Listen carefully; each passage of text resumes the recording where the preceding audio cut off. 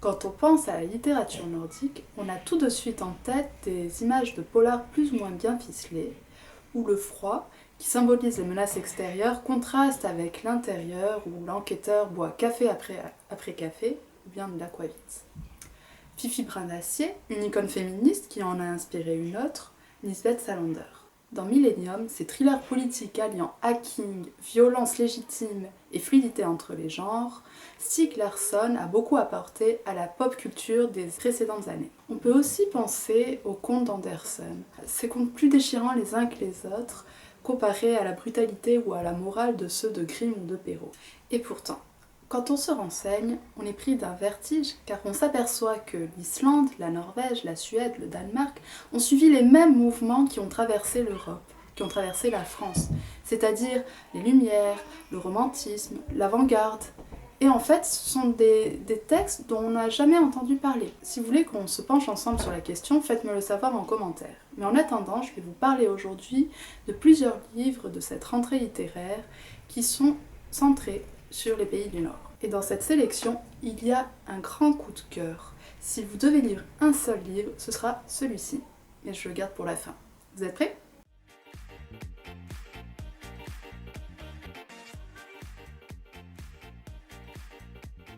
On n'écrit pas, on ne parle pas dans le désert. On va commencer avec celui qui m'a le moins convaincu, mais qui mérite quand même que l'on s'y penche. Il s'agit de Blond comme les blés, de l'auteur islandais Sjöll. J'ai eu vraiment du mal à rentrer dans ce livre, et c'est possible que ce soit parce que je l'ai lu après celui qui m'a vraiment plu, et que j'étais encore ensorcelée. Le livre avait pourtant tout pour me plaire. Il s'agit en fait de dérouler ce que Hannah Arendt appelle la banalité du mal. On va suivre le quotidien d'un jeune garçon qui va devenir néo-nazi dans les années 50-60. Mais deux gros bémols apparaissent. Déjà, le livre n'exige qu'1 heure et demie de lecture à peu près. Et surtout, l'intrigue met énormément de temps à se mettre en place. À un tiers, ça ne démarre toujours pas. Le livre est bien écrit, c'est pour ça que je ne vais pas non plus trop le critiquer. Sjöll est apparemment un auteur assez reconnu en Islande, mais je me suis beaucoup ennuyée et j'ai beaucoup rechigné à y replonger. On est devant des chapitres très courts qui sont, et pour une fois je vais me contredire, trop dans la suggestion. Je ne comprends pas la symbolique de la plupart des scènes.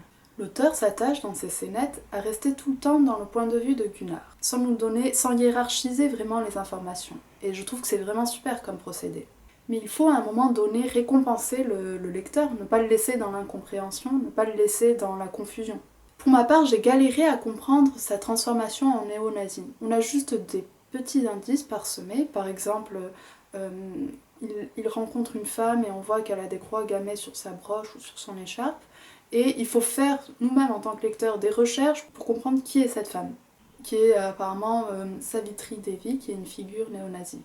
Gunnar assiste aussi à ce qu'on pourrait appeler de la violence ordinaire. Par exemple, sa tante qui tombe devant tout le monde, et c'est limite si on ne la pousse pas ou qu'on ne l'écrase pas. Et ce qui est étrange, c'est qu'au moment où il est petit, on voit que justement ce genre de scène a l'air de le choquer. Alors on se demande, est-ce que c'est un livre qui montre comment la sphère sociale, l'environnement, les règles intériorisées brisent l'humanité petit à petit ? C'est sans doute le cas, mais c'est bien trop dans la suggestion. C'est un peu de la littérature dans le rétroviseur. On se concentre sur quelque chose, sur un cadre très restreint, et on a l'impression de manquer de beaucoup d'informations et de rater beaucoup de choses. Mais je pense qu'il peut quand même vous plaire, donc vous pouvez le lire quand même, je pense. Le deuxième livre dont je vais vous parler est La Vallée des Fleurs de Nivia Corneliussen. C'est l'histoire d'une Groenlandaise qui va habiter au Danemark et qui va se heurter à sa propre inadéquation à ce nouveau monde. En fait, ce n'est pas tant un livre sur la différence que sur la solitude qui en découle.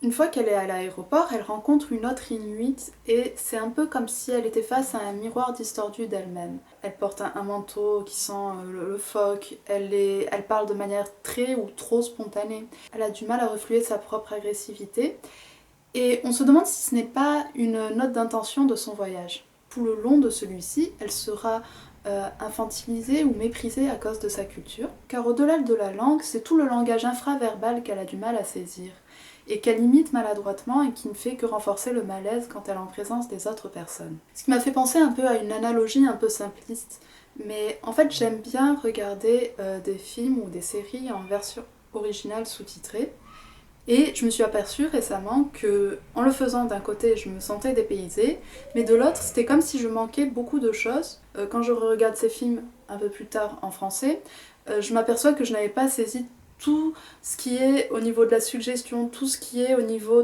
des sous-entendus, que je ne comprenais pas forcément quand les personnes étaient dans le sarcasme ou plaisantaient, et donc de tout le sous-texte des répliques et, par conséquent, des relations entre les personnages. Et c'est là où on s'aperçoit que rien que l'intonation induit beaucoup plus de messages presque que le message lui-même.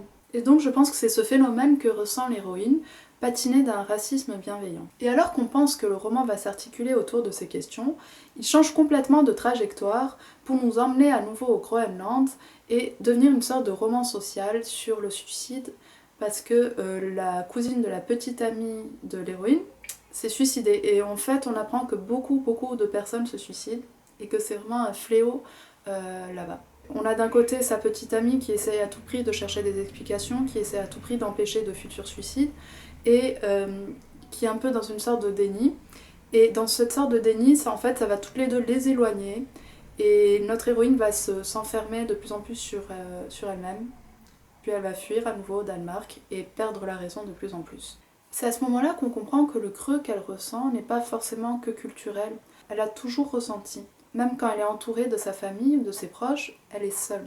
Et le roman alors commence à avoir des accents de l'attrape-cœur de Salinger. Le double qu'elle a rencontré à l'aéroport revient, et pour lui refléter encore cette image, le fait qu'elle sera toujours seule, toujours exclue. Et si bien qu'on se demande si elle a vraiment existé, et si elle n'a pas été depuis le début qu'un oiseau de mauvais augure. Le livre peut faire aussi penser à une relecture de La petite fille aux allumettes, la manière dont elle est rejetée dans la rue quand elle demande de l'aide, la manière aussi dont elle se rappelle sa grand-mère au moment où c'est le plus sombre autour d'elle, puisque sa grand-mère a été la seule lumière qu'elle a vraiment eue dans son enfance. Le style est très moderne, il vous fera immanquablement penser à Sally Rooney. Des phrases taillées jusqu'à la moelle, entre lesquelles circule une sorte de poésie un peu vaporeuse. Petit défaut cependant, quand on lit à voix haute, on ressent une certaine monotonie, parce que les phrases sont construites de la même manière syntaxiquement, et on retrouve pas mal de répétitions, même si j'ai l'impression que c'est un peu fait exprès. Mais malgré tout, je vous le conseille quand même, parce que c'est un livre vraiment plaisant, et il m'a appris plus de choses sur la relation entre le Groenland et le Danemark. La manière dont un pays qui a été colonisé vit toujours un peu dans le modèle et dans l'ombre du pays colonisateur. Le troisième livre, c'est en fait 2 livres, en 2 parties. C'est En automne et en hiver de l'auteur norvégien Karl Ove Knausgaard. Knausgaard ? Knausgaard. C'est un roman qui va sortir en 4 parties, et c'est un père qui raconte la vie à sa fille. Ce qui est vraiment très intéressant dans ce livre, c'est qu'il détruit tout ce qu'on sait sur une chose pour reconstruire par-dessus. Ou plutôt, nous aide à voir les choses avec l'œil neuf d'un nouveau-né. C'est une ode à la nature, mais aussi à l'observation, à faire les choses avec amour. C'est comme une sorte de manuel de vie. Ça m'a fait un peu penser à des vidéos de retour aux sources, ce que j'appellerais un peu le minimalisme porn ou nature porn, où on voit des hommes pêcher des saumons et les faire cuire dans un four de fortune qu'ils ont construit dans leur jardin, ou des femmes pétrir des pâtes et faire des gâteaux pour leurs enfants. Ça a un côté hypnotisant. En automne, c'est retrouver notre nature d'homme, au sein de la nature justement, qui se questionne sans cesse, qui est curieux, retrouver notre âme d'enfant en fait. En filigrane, on ressent une inquiétude, une sorte de carpe diem, un peu comme dans le livre qui m'a le plus plu de la sélection. J'aimerais dire que c'est une caractéristique nordique, mais je pense qu'en fait c'est assez universel de s'interroger sur sa finitude. Ce n'est pas forcément le genre de livre que vous allez lire d'une traite, c'est plutôt celui que vous allez savourer, laisser traîner sur votre table de chevet, lire à voix haute à vos proches, peut-être écrire ou réécrire certaines phrases. Je vous le recommande chaudement, ainsi que la suite qui est En hiver, qui utilise le même procédé. J'avais un peu peur d'être lassée, mais je crois qu'il m'a encore plus plu que le premier. La voix de Karl Ove Knausgaard m'enrobe, c'est comme si j'avais envie de découvrir le monde à travers ses yeux. Le fil rouge s'épaissit, il commence à nous croquer quelques personnes qui vivent avec lui, et on commence à percevoir aussi sa propre personnalité. Comme si nous, lecteurs, étions dans le même liquide que sa fille, et que dans un même mouvement d'éveil à la vie, nous commencions à mieux percevoir le monde grâce à lui. D'ailleurs, ce livre m'a décidé à lire sa biographie en 6 parties, Mon combat, et de vous en faire une vidéo très prochainement. D'ailleurs, ça va être aussi le cas pour le prochain auteur dont je vais parler, et j'ai vraiment hâte de m'y mettre dans un cas comme dans l'autre. Et voilà, sans plus de suspense, je vais vous dévoiler ce gros coup de cœur et le livre que je vous recommande le plus, qui est Ton absence n'est que ténèbres, de John Gallman Stephenson. Si un roman doit être lu en ce début d'année, c'est bien celui-ci. Comme tous les grands livres, c'est difficile de le résumer en quelques phrases. On commence sur le réveil d'un homme dans une église et on traverse les époques de la fin du 19e à de nos jours. On suit le destin de Giorudur et de Péture, de Aladur et de Alice, je crois. Les histoires d'amour et de mort, l'entrelacement entre Eros et Thanatos prend tout son sens dans ce livre. C'est une ode aussi à l'Islande, à cette terre comme l'amour, dure, abrupte, qu'on doit travailler et qu'il est parfois difficile de quitter. Les landes, les moutons, la tourbe, une nature déchaînée qu'on doit mériter. Une quête de soi, des autres, de l'histoire de son pays. C'est le genre de livre qui chamboule, qui nous change profondément sans qu'on le sache exactement pourquoi. Et pourtant, il est difficile pour moi d'en parler, comme s'il était trop grand pour pouvoir transmettre pleinement ce que j'ai ressenti. Il me fait un peu le même effet que la plus secrète mémoire des hommes. Cette même impression de rester sans voix à la fin du livre. Et d'ailleurs, ceux qui ont aimé ce livre devraient lire celui-ci.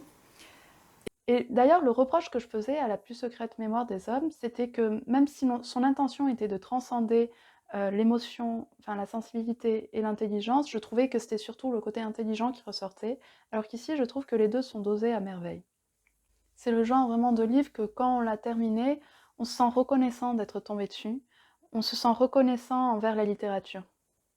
Et surtout, on a envie de le relire immédiatement, ce qui est assez rare pour être souligné. Je crois que le dernier qui m'avait fait cet effet était Le Dimanche des Mers, je crois, de Graham Swift. Bref, je ne vais pas continuer, je pense que tout ce que je pourrais dire serait insuffisant pour exprimer ce que j'ai ressenti, mais je vous le recommande, vraiment, vraiment, vraiment. Je crois que le prochain livre, ce sera Connemara, donc voilà. Si vous avez des livres à me proposer, n'hésitez pas, continuez de lire et surtout, aiguisez votre esprit critique.